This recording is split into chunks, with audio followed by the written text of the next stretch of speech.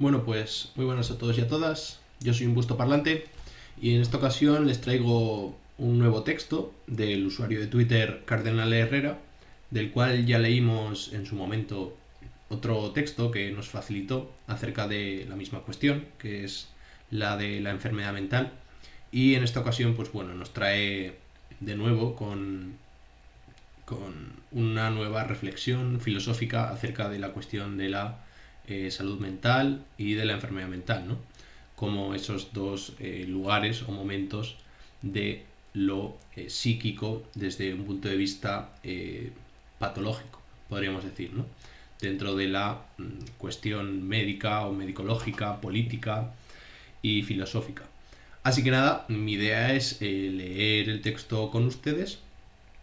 Tengo que decir que no me lo he leído, que va a ser mi primera vez y supongo que la de vuestras mercedes también. Así que nada, vamos a ir leyéndolo y si lo creo oportuno, pues haré algún comentario o reflexión si creo que es conveniente o si creo que tengo algo que decir al respecto. Así que nada, vamos allá.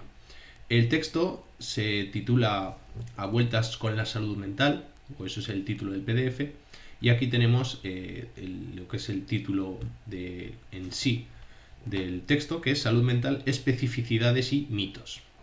Bien, la estructura de la exposición responde a un objetivo concreto y claro: demostrar lo deshonesto del discurso de la curación, caracterizar el dolor que emana de la enfermedad y derivar de ese sufrimiento una crítica a las falsas vías de cobijo. Y así es como los que nos iluminan son los ciegos, escribía Cortázar en Rayuela. Así es como alguien, sin saberlo, llega a mostrarte irrefutable un camino que por su parte sería incapaz de seguir. Del mismo impulso ético nace la urgencia de construir un movimiento propulsado por las cicatrices de quienes ya apenas pueden caminar. Bien, entonces se supone que vamos a trabajar la cuestión de la curación, ¿no? La curación dentro de la cuestión de las enfermedades mentales, si es posible curarse o no, o en qué sentido existe una cura para una enfermedad mental. En segundo lugar, caracterizar el dolor, es decir, dar cuenta de qué tipo de dolor o sufrimiento existe dentro de la vivencia de una enfermedad mental y posteriormente derivar de ese sufrimiento una crítica a las falsas vías de cobijo. Es decir, esto no sé muy bien a lo que se refiere, ya veremos luego en el texto en concreto a qué se refiere específicamente, ¿no? Y dice el primer apartado, ideología. Se lleva utilizando bastante en los últimos años, con infinitud de variaciones y formatos, la fórmula salud mental y capitalismo, y hace cada vez más falta, en aras de deslindar campos y construir desde la independencia política de nuestra clase, dejar claro que el problema que está de fondo y al que casi nunca se le presta atención. Se señala con aire crítico, por un lado, al capitalismo, régimen terrible de barbarie y miseria. Por otro lado, en oposición externa, se presenta a la salud mental una realidad deseable e incontrovertible que bajo el sistema actual estaría constantemente asediada y en peligro. Es decir, hay una aceptación generalizada sobre el contenido del concepto, que la salud mental es siempre justamente reivindicable, desplazando el debate a la forma que dicho contenido debe abordar. ¿Qué política plasma mejor su espíritu? ¿Qué estructura o agentes estorban e impiden que la salud mental pueda realizarse de manera efectiva dentro de la sociedad? Supongo que esto es un dardo a los partidos políticos de izquierdas, si es que se puede hablar todavía de izquierdas, pertenecientes al régimen y obviamente reformistas, que están con la boca en boca de... que tienen en la boca constantemente la cuestión de la salud mental, ¿no? Estoy pensando en Más Madrid. Dice, la trampa que voy a denunciar con fuerza aquí es esta asunción unívoca de lo que comporta la salud misma. Un discurso que se dice crítico no puede contentarse con dirigirse contra la presunta maldad del capitalismo y cómo su dominio generaría una sociedad enferma, sino que ha de dar cuenta de que el binomio salud-enfermedad es una realidad producida, no meramente dada. La imagen de una civilización libre de enfermedades y conflictos es un mantra que ha sido utilizado en su versión dura por múltiples políticas eugenésicas y en su versión blanda por el elenco entero de actores socialdemócratas. Errejón está de un tiempo a esta parte dando bastante la vara con el tema en el Parlamento.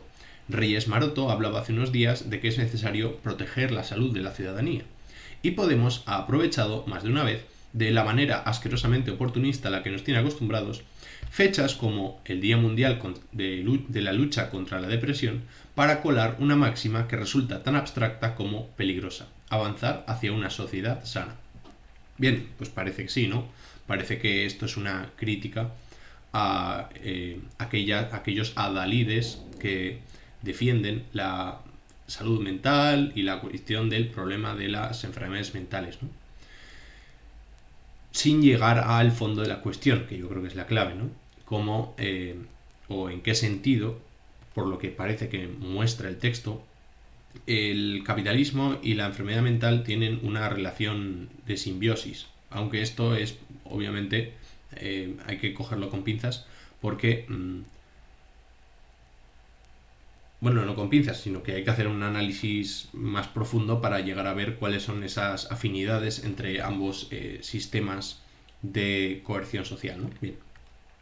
Aunque sobre la constitución de la enfermedad volveré más adelante, lo que importa ahora es tener claro que esta no es un simple fallo orgánico, que el cuerpo roto, enfermo o desviado no es un dato bruto extraído de la naturaleza, sino más bien la condición de proscrito en una sociedad que no tolera lo que no transija con su pretendida unidimensionalidad.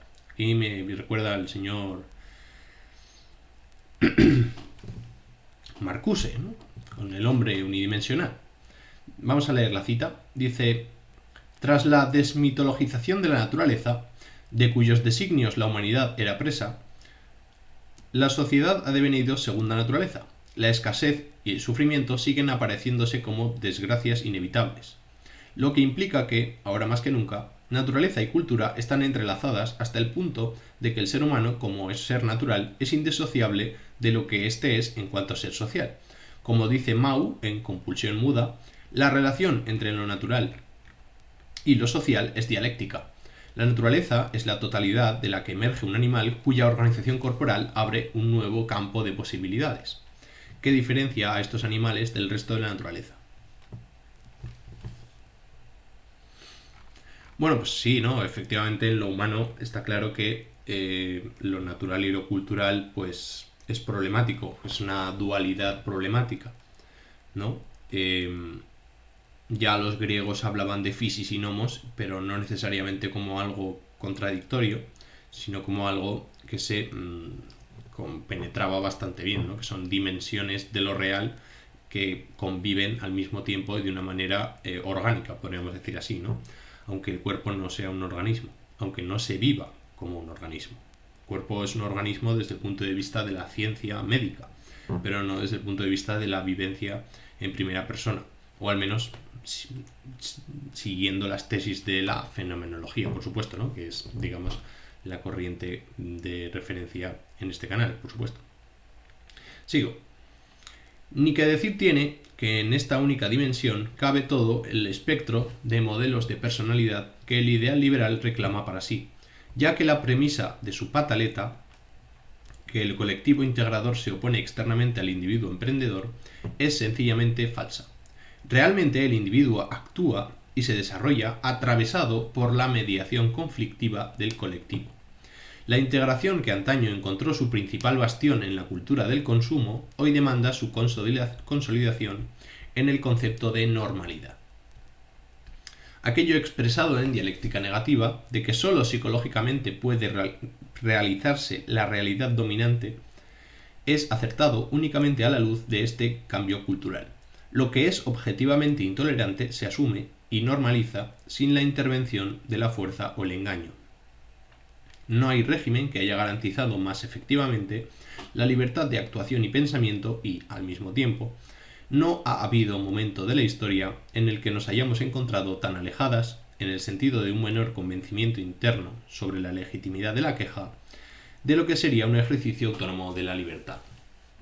Bueno, ya sabemos que nuestro amigo Cardenal Herrera es adorniano, y ha hecho una lectura profunda de dialéctica negativa, cosa que, bueno, pues yo no, porque yo vengo o pertenezco o me siento más atraído por otro tipo de corrientes filosóficas, lo cual no quita para que tenga muchísimo valor lo que está diciendo, ¿no? Por supuesto. Y bueno, pues lo que nos quiere decir es que al final es la famosa tesis de Marx, según el cual el hombre es el conjunto de las relaciones sociales, ¿no? Al final el ser humano, o el individuo al menos, es un conjunto de relaciones con su mundo. Y la conformación de la subjetividad, la conformación de la identidad personal o de lo propio de cada cual, de lo íntimo, no es más que el resultado de esa interacción, de esa relacionalidad con el mundo. Somos seres sociales y eso es inevitable, y cuando hablamos del individuo pues hay que tener en cuenta siempre el contexto social en el que se ha movido para poder entender o comprender la idiosincrasia de su pensamiento o de su vida o de su sufrimiento, ¿no? En último término. Que dicha mediación entre la vida y sus condiciones de posibilidad esté actualmente secuestrada por el capital da pistas sobre la manera en la que se incrustan las nociones del cuerpo y la enfermedad en la lógica social. Es decir, que aunque sea la disciplina médica, la medicina, como ciencia aplicada, o vaya usted a saber qué tipo de ciencia es la medicina, la que está al cargo de patologizar y describir o definir con cierto criterio de verdad aquello que es enfermedad de aquello que no lo es, lo cierto es que el hecho de pertenecer a la sociedad capitalista, de algún modo, que habría que explicar, eso determina su juicio. Es decir, que su juicio no sería enteramente verdadero o enteramente autónomo, por decirlo exactamente, por decirlo más cabalmente, sino que el juicio de la medicina está atravesado por una cierta ideología, o al menos el hecho de vivir en una sociedad capitalista le determina a hacer determinados juicios que no están exentos de intereses o no están exentos de ideología. ¿Bien?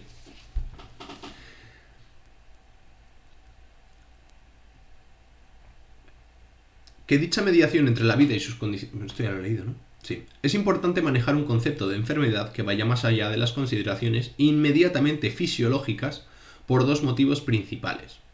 En primer lugar, es la inmanencia de ese atravesamiento de la subjetividad por la enfermedad. Inmanencia del atravesamiento de la subjetividad por la enfermedad. Lo que se vive, ¿no? Bien. La que genera una zona de contacto crucial para aterrizar el funcionamiento del poder del capital en el campo de la salud. Es decir, que debemos ver la vida y debemos escuchar las palabras de aquellas personas que sufren el trato médico con respecto a la enfermedad que se les ha asignado. Bien, creo que es lo que pretende decir, ¿no? Cualquier ramificación de la totalidad es buena para tirar del hilo y desvelar las determinaciones más generales. Precisamente este es el enfoque más valioso de lo que Foucault denominó microfísica del poder, que nos enseña a fijarnos en la multiplicidad de técnicas y mecanismos que dan concreción a la idea más general de poder. Sí, ¿no? La idea de Foucault es que al final el poder, o al menos el poder de dominación, fabrica individuos. Es decir, que la represión lo que hace es la represión, el control, el constreñimiento del sujeto, lo que hace es fabricar un sujeto. Es decir, que pese a que pudiera parecer algo negativo, el hecho de que el poder controla o limita, justamente esa limitación que ejerce el poder desde las instituciones del Estado, que es lo que más trabajó Foucault, es lo que hace que emerja o surja los sujetos, en tanto que sujetos, ¿no? Y más sujetos que nunca por las camisas de fuerza del capital, ¿no? Y por las camisas de fuerza también, no metafóricamente, sino literalmente, de los psiquiátricos. Mutatis mutandis, es decir, cambiando lo que haya que cambiar, las especificidades del poder médico, el control meticuloso de las operaciones del cuerpo. Comportan una de las manifestaciones más racionales y científicas del poder del capital. Es decir, estamos haciendo una analogía, ¿no? Estamos comparando la dimensión médica con la dimensión capitalista. En segundo lugar, un concepto integral de enfermedad nos permite ver que el sufrimiento derivado de aquella naturalización es convertido en un estupendo artefacto ideológico. Entre la indefinición, los lugares comunes y el eclecticismo brota espontáneamente una intuición que aparece en todos los discursos y que nadie cuestiona. Si la salud mental preocupa a un nivel estructural, y si nuestro miembro favorito de Más Madrid se jacta de haber sido el mejor soldado de su loable Guerra Santa, ello responde, más que a un sorprendente interés en el bienestar absoluto de cada organismo del cuerpo social, al hecho de que tal campaña resulta fundamental para generalizar el sentido común capitalista y una nueva normalidad psicológica acorde a tal necesidad. Bueno, sí, ¿no? Parece que sí. Ahora bien, yo creo que al final los partidos políticos viven por y para las elecciones y que por lo tanto todo su discurso hay que verlo como una estrategia para captar votos. Es decir, que lo único que quieren es captar votos. Y no quieren conseguir grandes cosas, sino que dicen que pretenden hacer X o Y para que les votes. Es decir, que todo, en realidad, desde un punto de vista realista, todo discurso ideológico de un partido político está orientado para que la gente les vote. Y para nada más. Entonces, obviamente, si uno entra en discusión con ellos, sí que van a entrar al trapo y te van a decir patatín patatán. Pero desde el punto de vista materialista, desde el punto de vista efectivo de lo que se pretende dentro de un partido político, en un sistema democrático de partidos, es ganar las elecciones. Y para ganar las elecciones uno tiene que captar votos. Y para captar votos uno tiene que contar cuentos. O contar historias para que la gente les vote. Esa es la finalidad última. Y por lo tanto, aquello que debemos tener en cuenta al final en lo que se refiere a su discurso, ¿no? Pese a lo cual, como digo, no se puede entrar a discutir con ellos, se puede entrar a discutir con ellos acerca de estos problemas ideológicos. Cosa que hay que hacer, ¿no? Al final nos lo ponen a huevo. Bien. Sí, al final, pues la indefinición, los lugares comunes y el eclecticismo, ¿no? Que pretenden hablar de algo acerca de lo cual nada más no dicen nada más que clichés y tropos retóricos que realmente no se acercan ni tocan la superficie del problema. ¿Sí? Vale, seguimos. Esta normalidad psicológica se genera dentro de la episteme de una época, ¿no? Sí, obviamente la idea de episteme es Foucaultiana, ¿no? De la arqueología del saber. Sí, eso, la normalidad psicológica, lo normativo, desde un punto de vista psicológico, está definida por el contexto social de un determinado momento histórico social, obviamente, ¿no? Dice, podemos visualizar esta episteme como un inmenso océano en el que estarían flotando el conjunto de saberes acotados temporalmente, tanto en acto como en potencia, y que delimita las posibilidades materiales del pensar mismo. Bueno, yo creo que se puede pensar más allá de lo que los saberes nos afirman. De hecho, bueno, la filosofía es lo que pretende, ¿no? Ir ampliando esas fronteras, porque si no se pudiera pensar más allá, no existiría la revolución científica, ni existiría la crítica, ni existiría de algún modo el error, ¿no? Porque al final, o bueno, a lo mejor es que las propias posibilidades materiales de delimitación de las ciencias son porosas o son fronteras que no son lo suficientemente altas o lo suficientemente compactas como para no poder pensar más allá. De hecho, este texto es una muestra de cómo se puede hacer tal cosa. Bien, pero bueno, sí, está definiendo la idea de episteme, que al final es Foucaultiana y está explicando a Foucault, no es algo que defienda el propio autor, pero bueno, para entenderlo, ¿no? Por decir algo. Bien, sigo. Erigiéndose como un ideal regulativo de la conciencia, efectivamente. La idea de ideal regulativo es kantiana, ¿no? Dice, este criterio no es empírico, lo que la mayoría de la gente es, sino marcadamente ético, lo que la gente debería ser. Es decir, que la normalidad al final es un deber ser. Porque la normalidad es un ideal o un estereotipo al cual se debe aspirar. Porque, lo quieras o no, todo el mundo tenemos nuestras taritas y todo el mundo tenemos nuestras rarezas y todo el mundo es raro a su manera, ¿no? A la manera de Dostoyevsky. Bien. Sigo. El patrón moral de conducta resulta tan pernicioso porque se establece a priori, es decir, al margen de la experiencia, de tener en cuenta las particularidades del sujeto y complementariamente su poder disciplinante se hace efectivo a posteriori. Es el castigo o el miedo a ser señalado como diferente lo que condensa la realidad de su abstracción.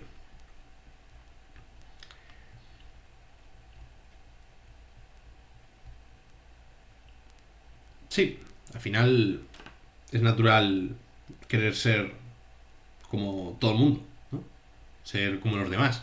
Nadie quiere ser el rarito al que todos miran y al que todos señalan, precisamente para conformarse como grupo, ¿no? Porque al final la cuestión es que somos seres sociales, somos seres gregarios y todo el mundo queremos pertenecer a un grupo. Nadie quiere estar solo, porque al final estar solo, en fin, larga vida a los que saben estar solos, ¿no? En fin. Lo de condensas la realidad de su abstracción, pues sí, ¿no? Que al final es esa, vamos a decir, es esa represión que ejerce la cultura lo que genera cierto malestar, ¿no? Por parafrasear un poquito a Freud. Que simultáneamente tiene reflejo efectivo en la realidad. Como nadie llega a su espejismo, la frustración y el miedo adquieren entidad universal, de manera que aquello que es producto de la dominación, lo que es arrastrado sistemáticamente a la marginalidad por contravenir o no cumplir la norma social, acaba siendo proyectado como distorsión dentro del individuo. La amenaza constante de encajar cada vez menos en esta normalidad hace de la existencia algo ingrato, pues toda la vida se reproduce bajo el signo de la sospecha y es transitada por el sujeto sin que éste pueda adueñarse de los estándares que la rigen. Esto, por cierto, es algo que se deriva directamente del aducido secuestro del nexo entre la vida y sus condiciones. Aunque de fondo está el problema de la subjetividad, y ya se puede empezar a intuir cuán brutalmente se encuentra determinada por el todo social, conviene analizar primero cómo su canalización por parte de este mediador impersonal opera en el seno del proletariado.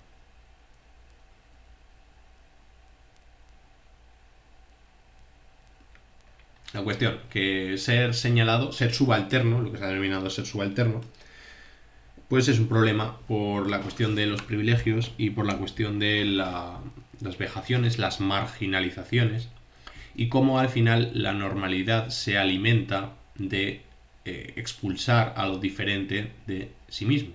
Bien, sigo. El segundo capítulo dice proletarización.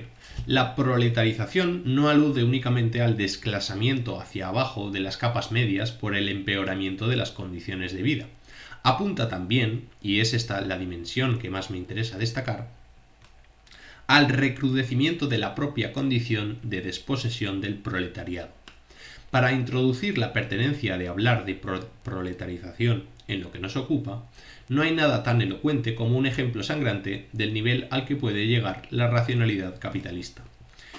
Esto le pasó a una amiga y se viralizó hasta el punto de que el alcalde de su ciudad tuvo que llamarla avergonzado, una vergüenza que es solo el reverso de la violencia que el Estado ejerce sin miramientos.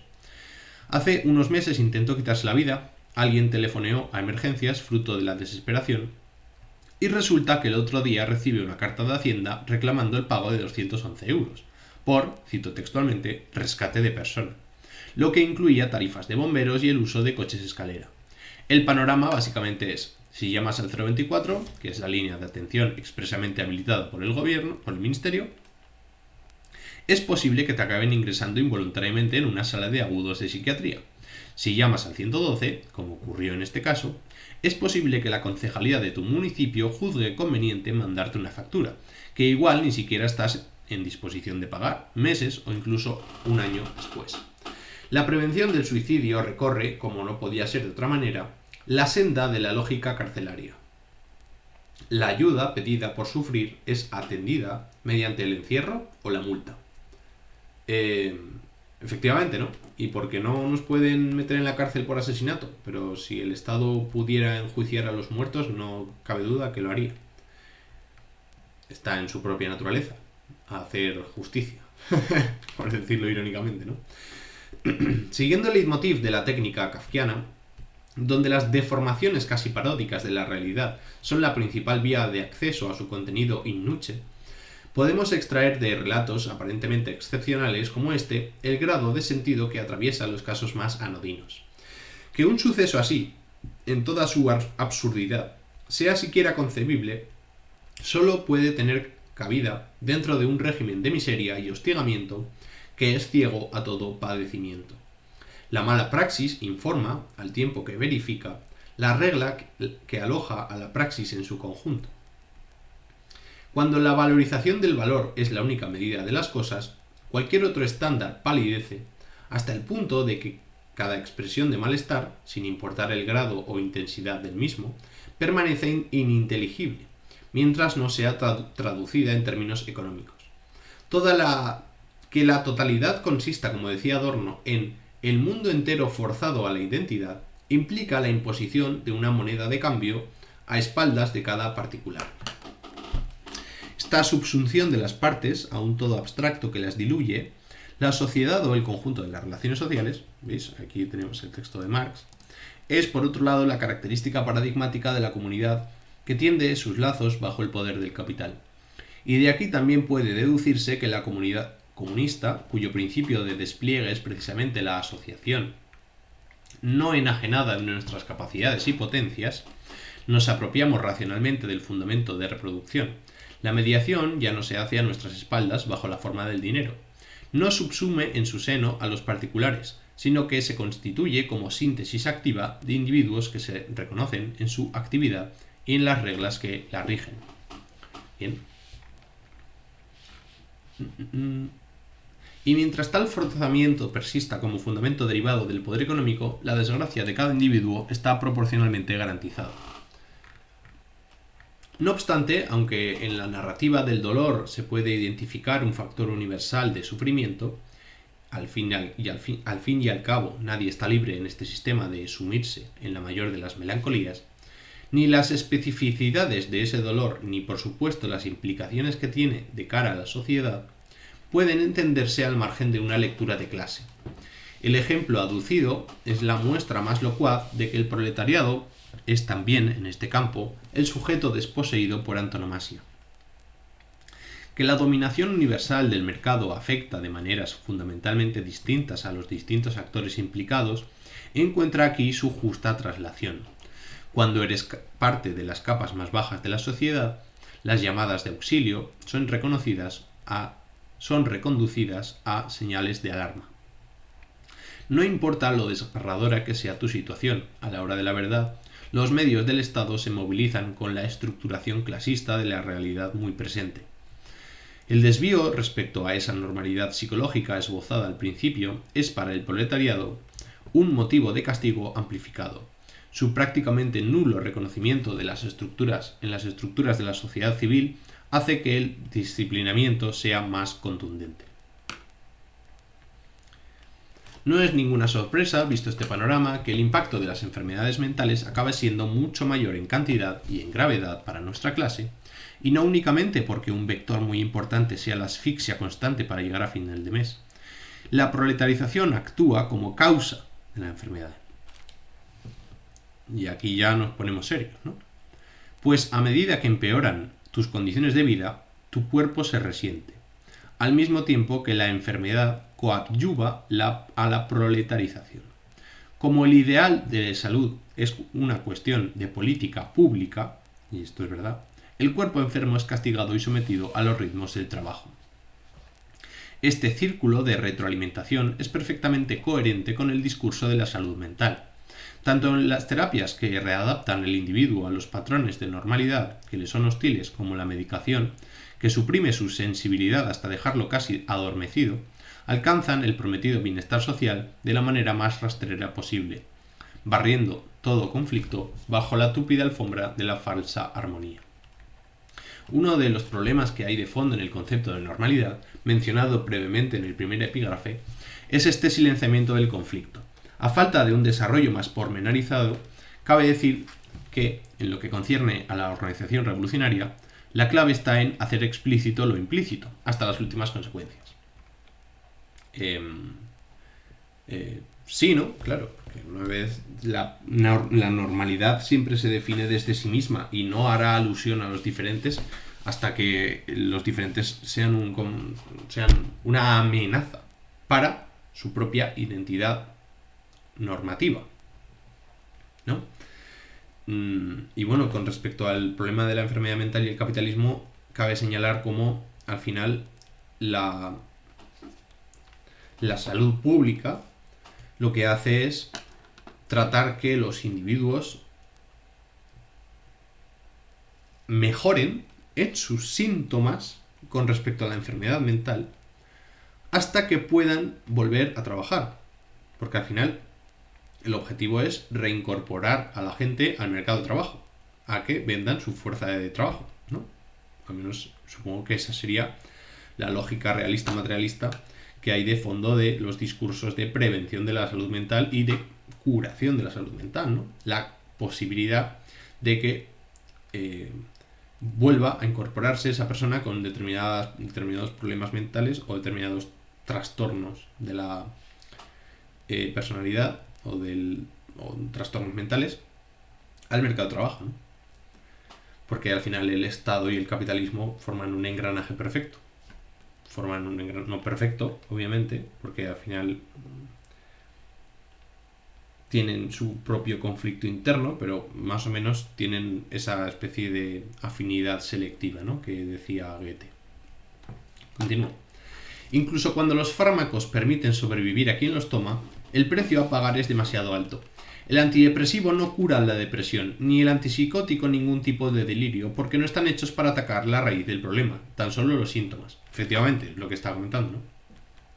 El estado de completa dependencia y desarme del sujeto respecto a la técnica científica, que reproduce a escala individual lo que ya tiene lugar en la subordinación del proletariado a la lógica reificante del capital, preconiza la muerte en vida desde el momento en el que todo tratamiento porta consigo el mandato social de perpetuar dicha dependencia. Claro, pues si no acabas con la raíz, va a seguir teniendo esa enfermedad.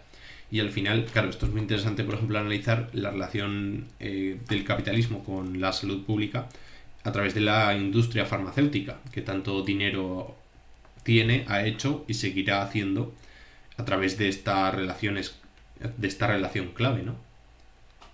Como digo, desde la idea de salud pública del Estado y del capital. Lo paradójico de este mandato es que va dirigido contra un sujeto que, en la puesta en práctica del tratamiento, acaba por desaparecer. Efectivamente, cambian completamente tu propio ser, este tipo de medicaciones, ¿no? Un propio ser, un ser tuyo que no encaja con el todo social, al final. Con el todo social normativo, por supuesto, porque el todo social ya es mucho decir, es mucho todo, ¿no? Bien. Como reflejo del principio de dominación, este ya es solo concebible en tanto objeto. Efectivamente, ¿no? No hay nada como ir a un hospital y ser un paciente para que te traten como un cuerpo, ¿no? Y no hay nada peor que el hecho de que a un ser humano se le trate meramente como a un cuerpo, ¿no? Esto lo saben bien las amigas feministas. Bueno, por eso la política ni está ni se la puede esperar en un entorno terapéutico, ya que entre uno y otro extremo hay un pacto de no injerencia.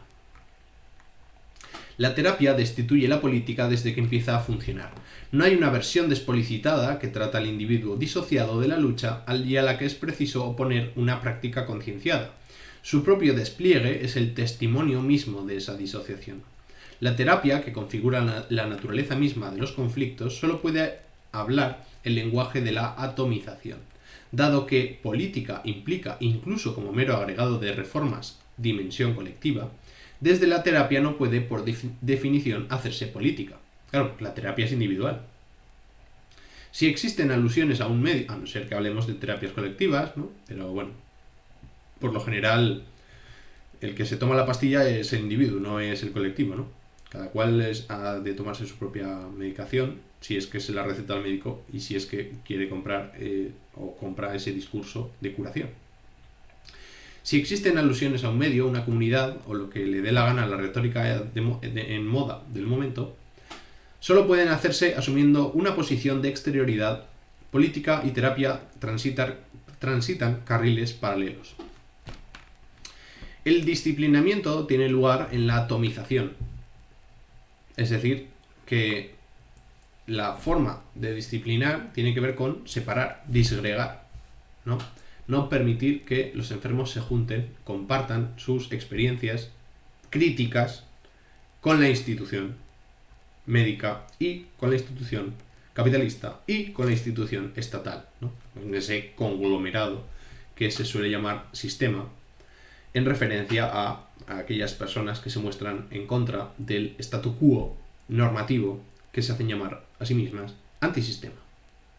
Bien, el disciplinamiento tiene lugar en la atomización que dinamita cualquier posibilidad factible de recibir amparo.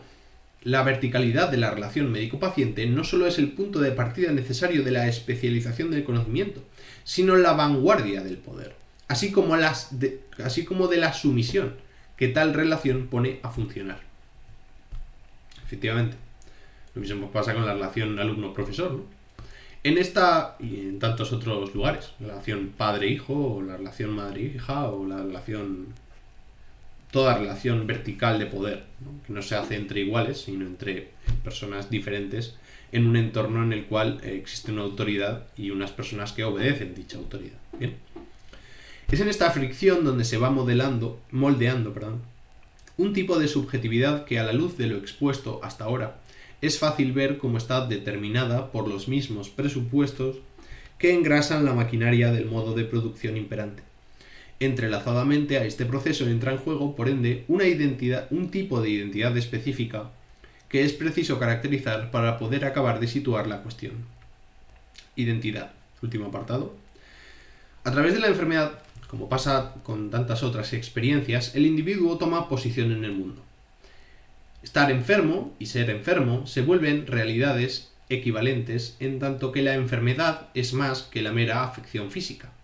Citando una interesante editorial, es la expresión individualizada de la sociedad burguesa. Esto es relevante, sobre todo desde el punto de vista político, por dos razones complementarias. Primera, que en la medida que se da una relación de poder, la identidad de los sujetos inscritos en ella no puede construirse al margen de dicha relación. Bueno, no puede, pero debe hacerse, ¿no? Al final la cuestión es que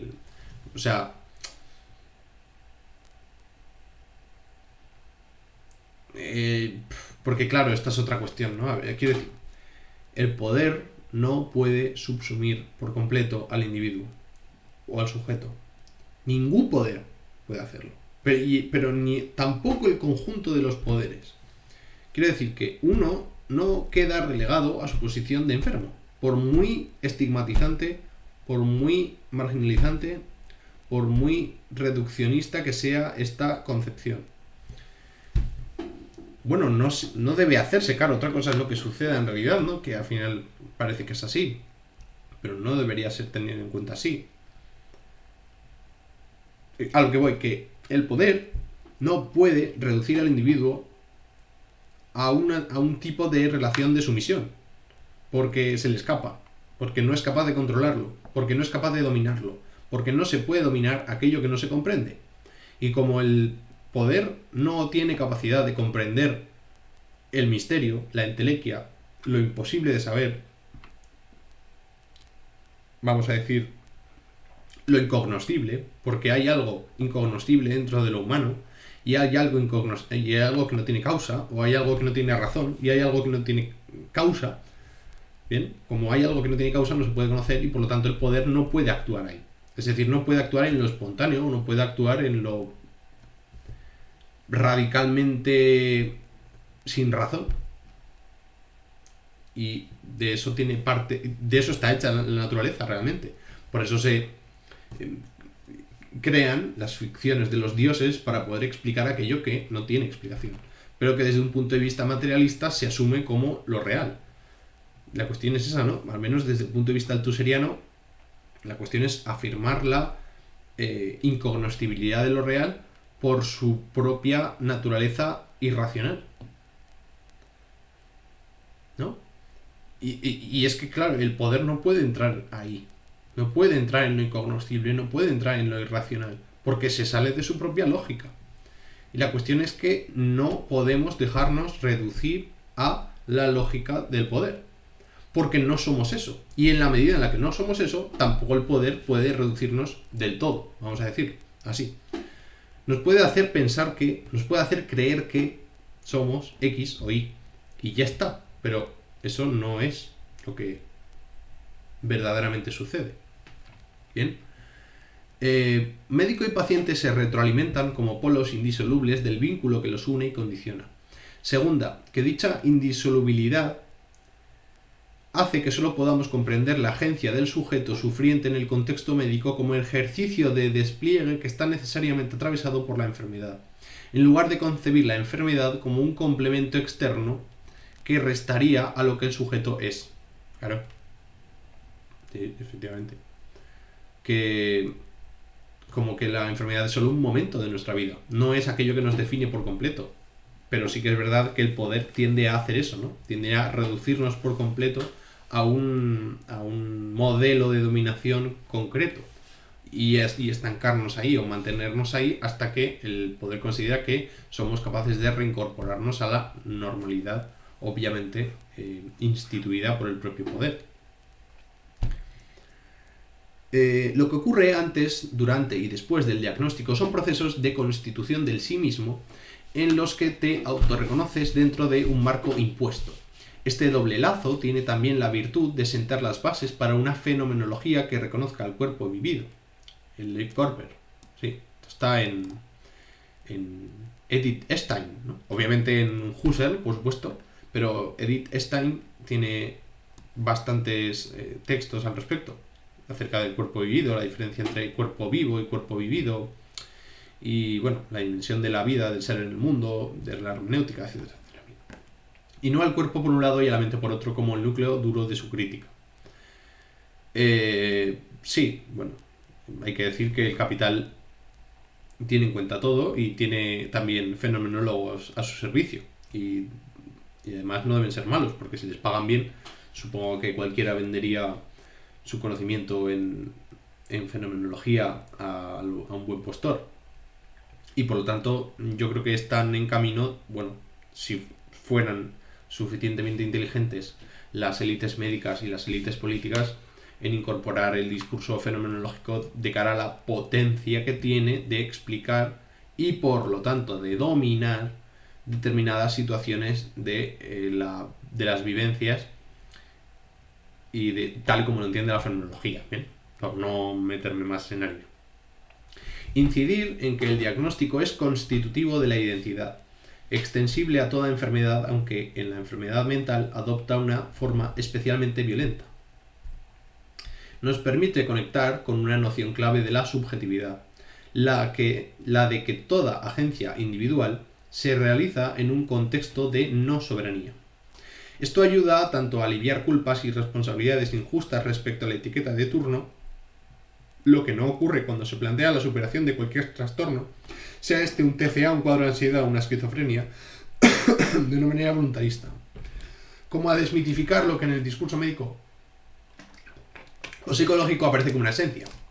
Es decir, la etiqueta no sería ni más ni menos que el reflejo ideológico de una práctica real que alimenta el estado general de heteronomía entre los sujetos. Aparece así el carácter bifacético del dolor. Por un lado, no me puedo separar de él porque es un dolor que soy yo, efectivamente. Por otro, se muestra como algo ajeno y aversivo de lo que quiero y necesito escapar por mi propia autoconservación. Esta es la experiencia intrínseca a la enfermedad. Claro, pero es ajeno y aversivo porque estamos vivos. Y porque estamos vivos, hemos vivido sin dolor. Y esperamos o tenemos la esperanza de poder vivir sin ese dolor o sin ese sufrimiento. ¿Bien? La cuestión es que somos conscientes de ese dolor, pero ignorantes de las causas que lo determinan, ¿no? Y la cuestión es que las causas que lo determinan, ¿dónde están? ¿No? ¿Están en el poder o son incognoscibles? Claro, ahí estaríamos en dos lados. Pero la cuestión es que el tratamiento o la manera de abordar por parte de la institución médica este tipo de dolores es paliando los síntomas y no preguntándose por las causas.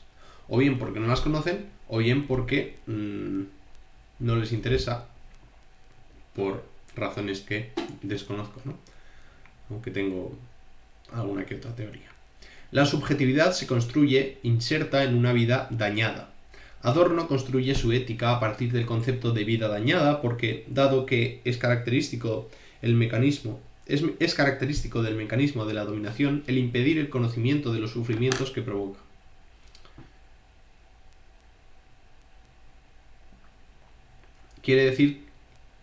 Quiere convertir la experiencia del daño y el dolor que éste acarrea en fuente legítima de conocimiento. Esto ya es en sí mismo un gesto ético, pues la necesidad de dar voz al sufrimiento es condición de toda verdad.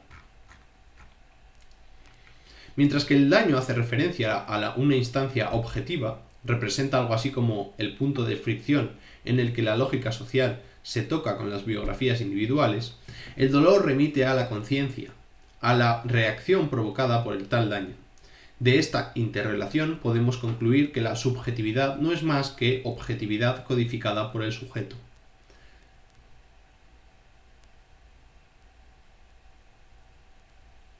Que la subjetividad es una interpretación del dolor, ¿no? Pero es que no hay un dolor objetivo, siempre el dolor es subjetivo, quiero decir, todo dolor es interpretado por el sujeto. En cada momento, en cada instante, ¿no? O sea, es inevitable.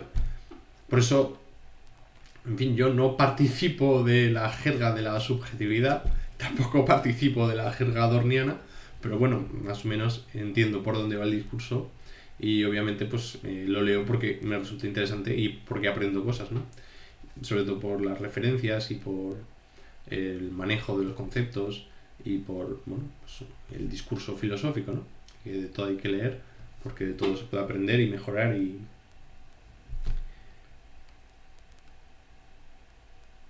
construir, en fin. Sin embargo, establecer esta determinación no es equivalente a afirmar que la voluntad y la agencia son variables despreciables, que el sujeto es un mero autómata. Lo subjetivo no enmudece ante lo objetivo, sino que éste habla a través de aquel. Efectivamente, y es que no se puede ver lo objetivo si no es a través de este. Esta mediación es la que establece el diagnóstico, que a partir del momento de su irrupción pasa a ordenar cada manifestación en el cuerpo del paciente conforme a cierto tipo de nosología. Desconozco lo que significa esta palabra. La voy a buscar, un segundo.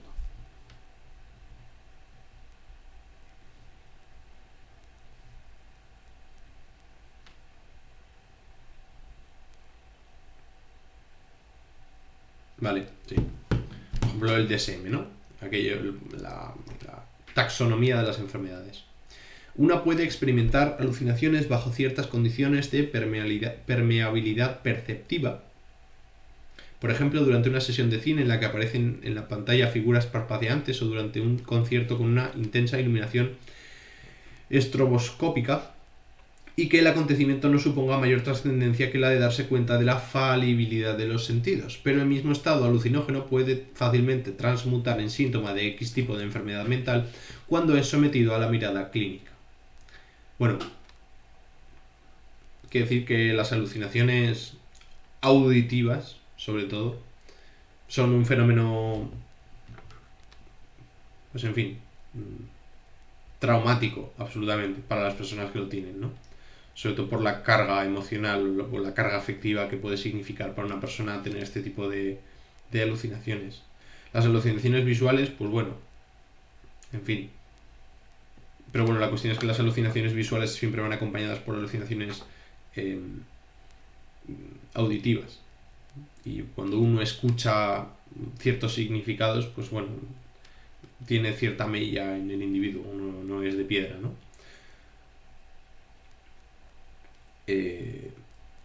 Todo se refleja muy bien en la película de Una mente maravillosa, ¿no? A Beautiful Mind.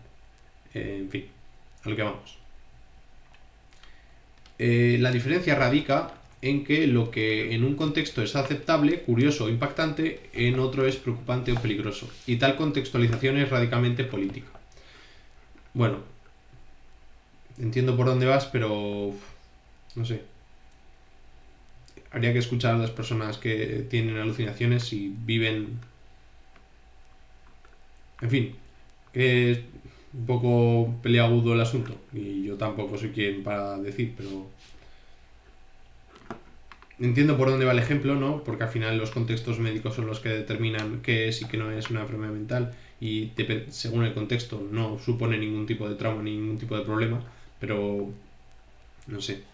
Es que uno no cuando tiene alucinaciones en su día a día, no en un concierto ni en una sala de cine, sino en su día a día, y eso le genera cierto conflicto social con los demás, pues al final lo que uno quiere es estar bien con los demás, ¿no? Y si uno hace daño a otros o uno siente angustia ante los demás, pues en fin, lo que quiere es que le solucionen ese problema, ¿no? Y por eso al final pues damos nuestra vida, nos sometemos a un poder que será muy malo y muy dictador, pero al menos nos permite vivir en una cierta paz o en una cierta tranquilidad, ¿no? En fin, no cuestiones duras, son cuestiones difíciles, por supuesto, lo cual no quita que no haya que investigarlas o no haya que trabajarlas y no haya que discutirlas filosóficamente bien.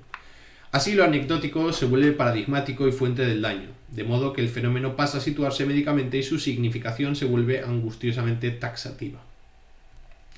En la conceptualización de la enfermedad mental se produce una unidad mítica de sentido.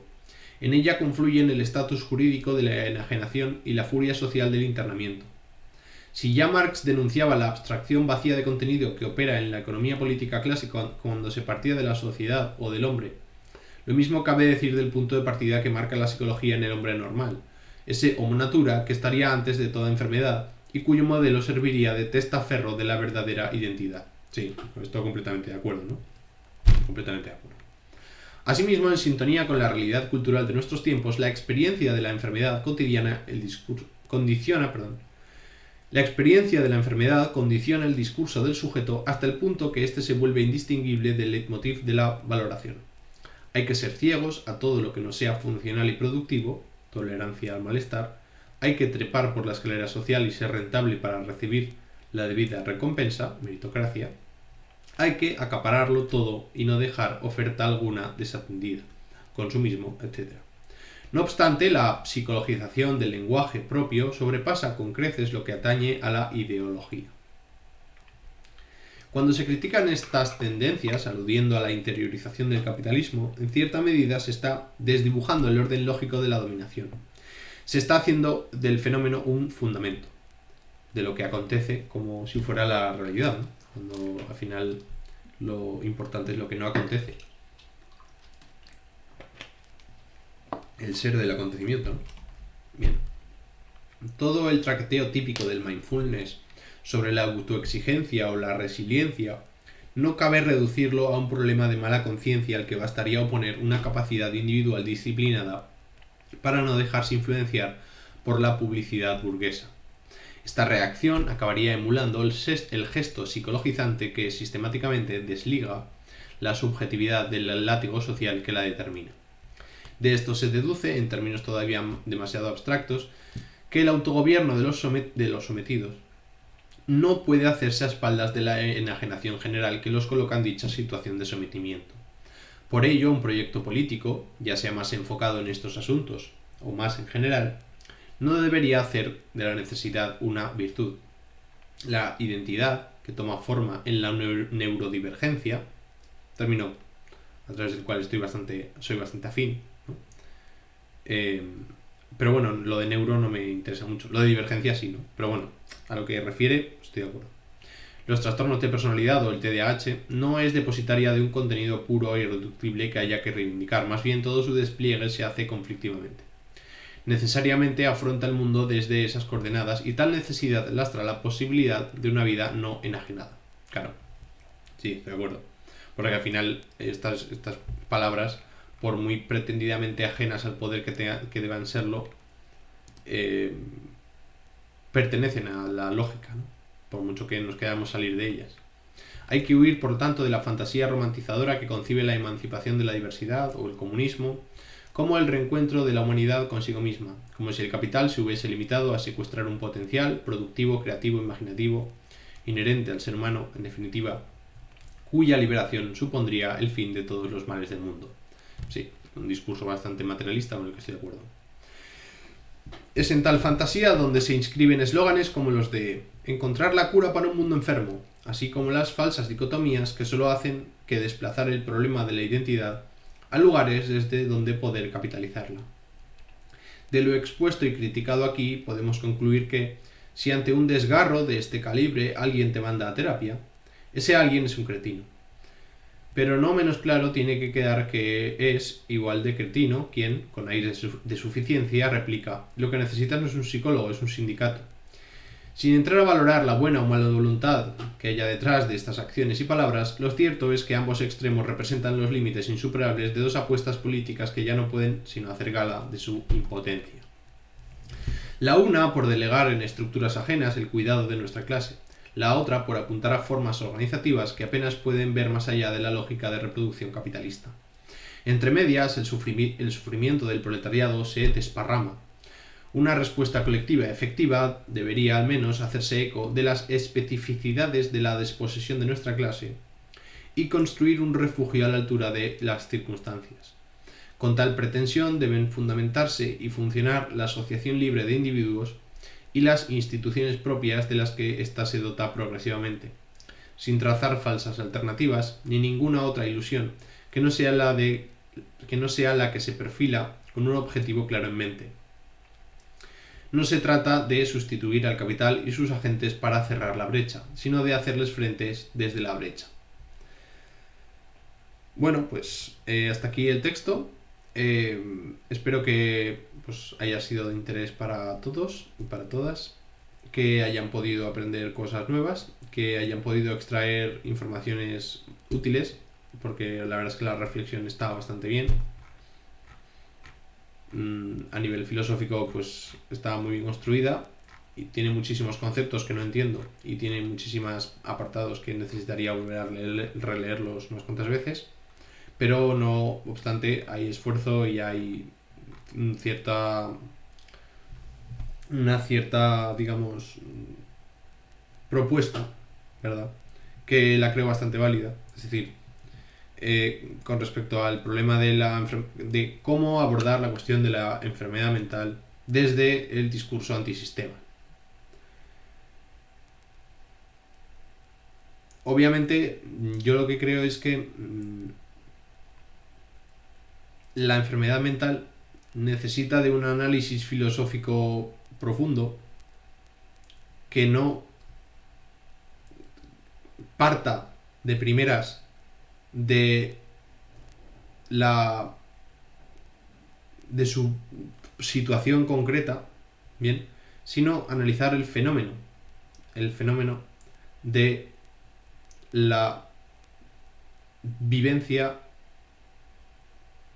sufriente y cómo en qué consiste exactamente esa vivencia sufriente, ¿no? Desde un punto de vista ontológico. Es decir, mi aportación sería la siguiente. Aclaremos de una vez, o intentemos aclarar de una vez, en qué consiste exactamente el fenómeno del trastorno mental para poder ver cómo podemos atajar el problema desde un punto de vista social. Bien. Y una vez tengamos claro esta cuestión, tendremos razones de sobra para poder atacar la manera que tiene el poder de actuar sobre los cuerpos.